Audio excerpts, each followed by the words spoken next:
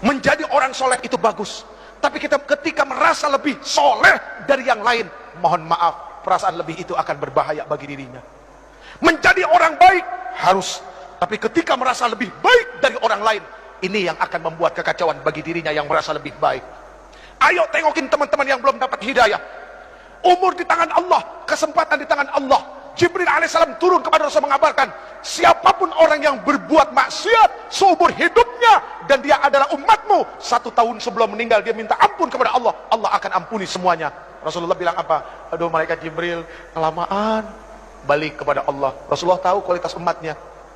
Setelah kembali kepada Allah turun lagi, ya Rasulullah, barang siapa dari umatmu berbuat dosa seumur hidupnya, 1 bulan sebelum dia meninggal, dia tobat kepada Allah, Allah subhanahu wa ta'ala akan ampuni dosanya. Apa Rasulullah bilang? Aduh malaikat Jibril, jangan deh, kelamaan, umatku lalai.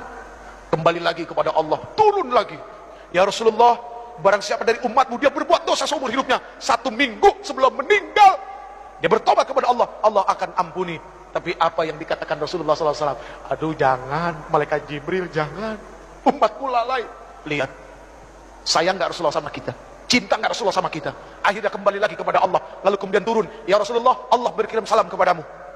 Barang siapa dari umatmu dia melakukan dosa, melakukan keburukan seumur hidupnya, 1 tahun, 1 bulan, 1 minggu, 1 hari, bahkan ketika ruhnya ya gargir, malam ya gargir, gargara, berbulak balik di tenggorokan, dia nggak bisa berkata apapun kepada Allah, tapi matanya menatap memohon kepada Allah, hatinya bersungguh-sungguh kepada Allah, minta ampun kepada Allah, Allah subhanahu wa ta'ala akan memberikan ampunan kepada mereka.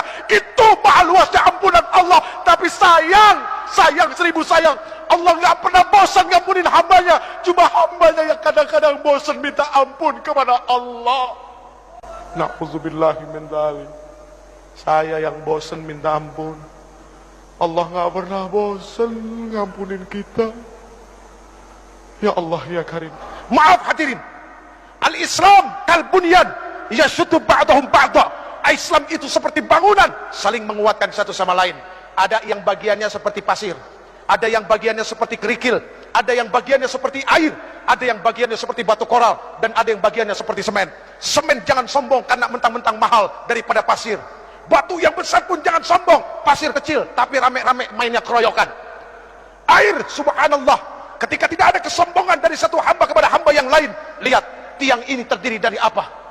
Nah itu semua karena tidak ada kesombongan, mereka jadi satu, akhirnya jadi tiang. Jadi mendamaikan 2 orang berselisih itu jauh baik daripada jadi kompor. Bu, mohon maaf, apapun yang ada di atas kompor, pantatnya pasti hitam. Iya kan? Penggorengan ditaruh di atas kompor, pantatnya hitam. Jadi jangan jadi kompor, tiup sana, tiup sini. Kok seneng amat ya? Na'udzubillahi min dzalik. Yang terakhir, ini udah berbusa ibu. Yang terakhir, wa ikramul jar wal yatim, memuliakan tetangga dan anak yatim. Al muslim man salimal muslim bilisani wa yati. Muslim itu adalah orang yang bisa menyelamatkan muslim yang lainnya, atau ketika muslim yang lainnya itu selamat dari apa? Dari mulut dan lidahnya.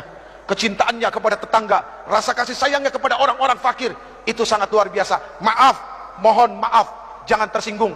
Yang kaya, tolong engkau ingat, tidak akan pernah ada kalimat kaya kalau tidak ada miskin. Artinya apa? Kenapa engkau disebut orang kaya? Karena ada orang miskin, makanya engkau disebut orang kaya. Coba kalau semuanya orang punya harta, apa disebut orang kaya? Enggak, semuanya sama. Adanya kaya kan ada yang miskin. Ya udah ya. Wa ikramul jar wal yatim, memuliakan tetangga dan anak yatim. Ini bukti bahwa dia adalah muslim sejati. Friend, pegang yang 7 friend. 7 itu bermakna adalah Al-Fatihah, As-Sab'ul Masani, 7 ayat yang berulang-ulang. 7 itu berarti adalah hari dari Jumat sampai Kamis. 7 itu berarti adalah lapis langit. 7 itu berarti adalah lapis bumi.